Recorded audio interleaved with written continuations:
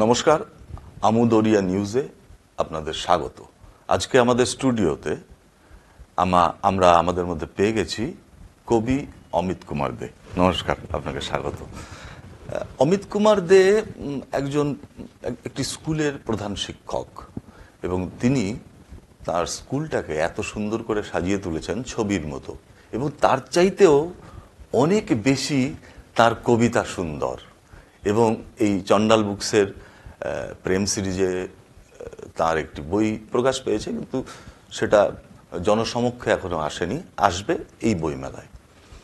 তো আমরা তার সাথে একটু কথা বলে নেব এবং আরও কয়েকটা ইনফরমেশন তার প্রসঙ্গে আমি একটু বলে রাখি।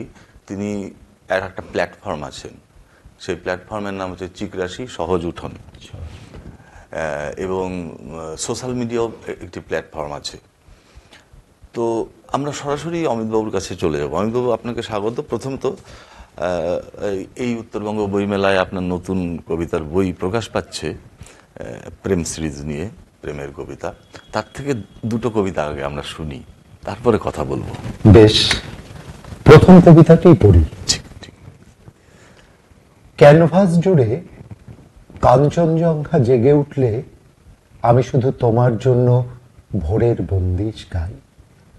তুমি ভোর দেখতে দেখতে একদিন ভাববে আমি কাঞ্চনজঙ্ঘার সমার্থক হয়ে তোমার জন্য রোদ কুড়োচ্ছি, পাহাড়ের তাঁত ঘরে বুনে ফেলছি তোমার আকাঙ্ক্ষিত সুতির চাদর। উত্তরের আকাশ কাঞ্চনজঙ্ঘায় ঢেকে গেলে আমি শুধুমাত্র তোমার জন্য ভোরের আলাপ ধরি। তুমি আমার আগেই জেগে উঠে ব্যালকনি ছোঁ, আলো আঁধারের ছয়লাভ সরাতে সরাতে আমার জন্য রোদের সামিয়ানা টাঙাও। বরফের সঙ্গে 7 রং মিশিয়ে এঁকে ফেলো আমার আকাঙ্ক্ষিত আলপনা। বাতাসে হিম ছড়াতে ছড়াতে কাঞ্চনজঙ্ঘা উকি দিলে আমি শুধুমাত্র তোমার জন্য ভোরের বিস্তার গাই। তোমার গহন তানপুরায় আমার আঙুল পড়তেই তোমার জঙ্গলি শাড়িটা মায়াবী অরণ্য হয়ে যায়।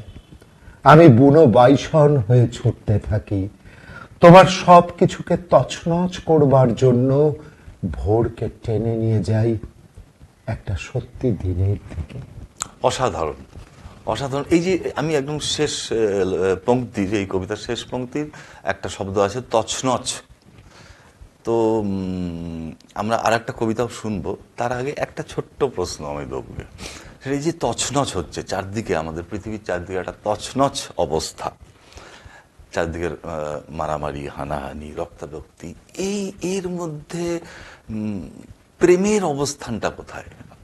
বিশুদ্ধ প্রেমই পারে সমস্ত তছনছকে শান্ত করে দিতে। ঠিক ঠিক, এটাই একদম। তো ভালোবাসাহীন একটা পৃথিবীর দিকে আমরা এগোচ্ছি, অনেকটা এগিয়েও গেছি। এই জায়গায় এই ভালোবাসার চাষ দরকার, একদম হৃৎপিণ্ড থেকে। ঠিক ঠিক। আমরা আর একটা কবিতা শুনবো অমিত কুমার দের কাছ থেকে।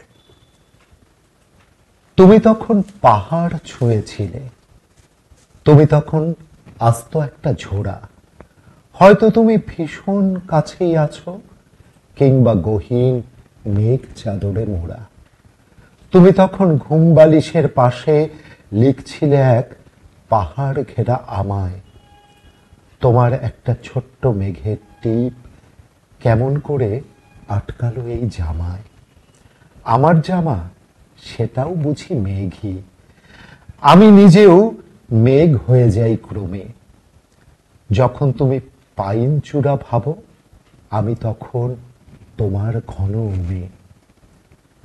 তোমায় তখন ঝর্ণা বলে ডাকি, কোন পাহাড়ে লুকিয়ে ঝড়ো মেয়ে। তোমার ভেতর সাদা জলের ফেনা, ইচ্ছে করে উঠবো তোমায় বেয়ে।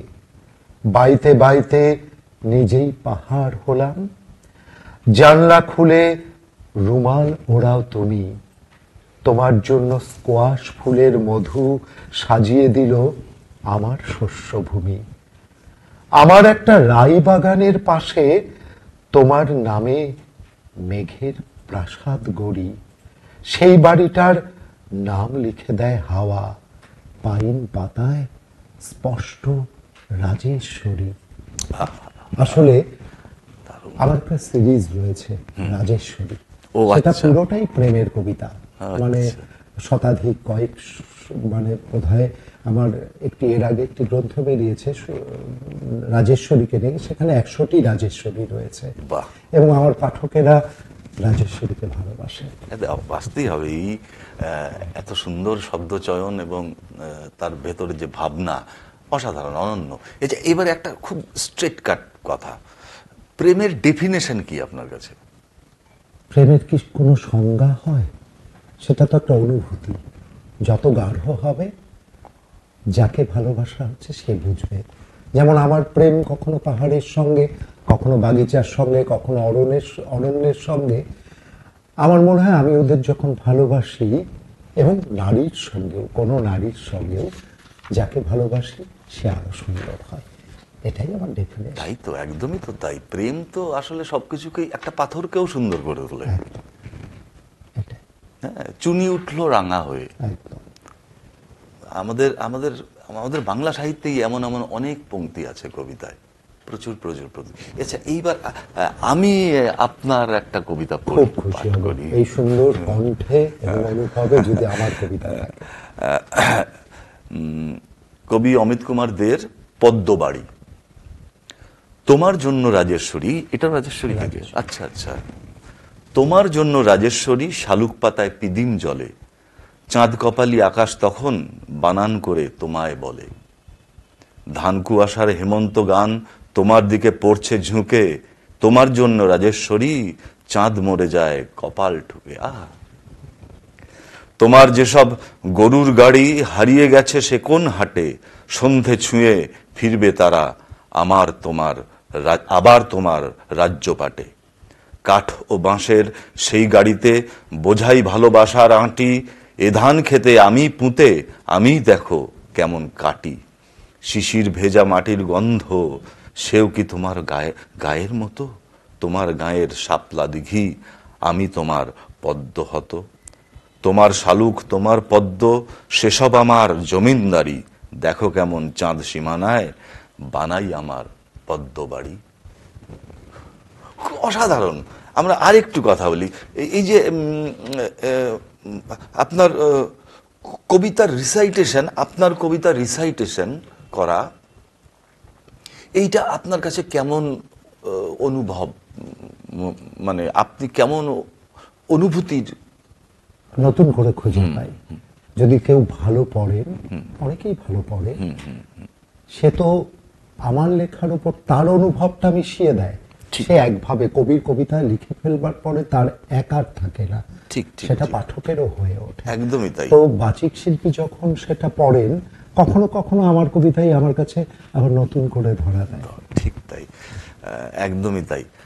এইবার আমরা যে কথাটা জানাতে চাই যে কবি অমিত কুমার দের এই বইটি প্রেমের কবিতা, অমিত কুমার দের প্রেমের কবিতা চন্ডাল বুকসে পাবেন।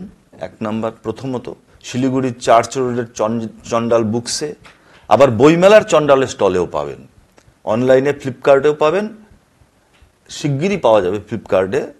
চন্ডালের স্টলে থাকবে, আপনারা সেখান থেকে নিতে পারেন। বই কিনলে তার সইও থাকবে তার মধ্যে, তিনি থাকবেন সেখানে উপস্থিত। আমরা এই পর্যন্তই আজকে রাখি, আবার দেখা হবে। ধন্যবাদ।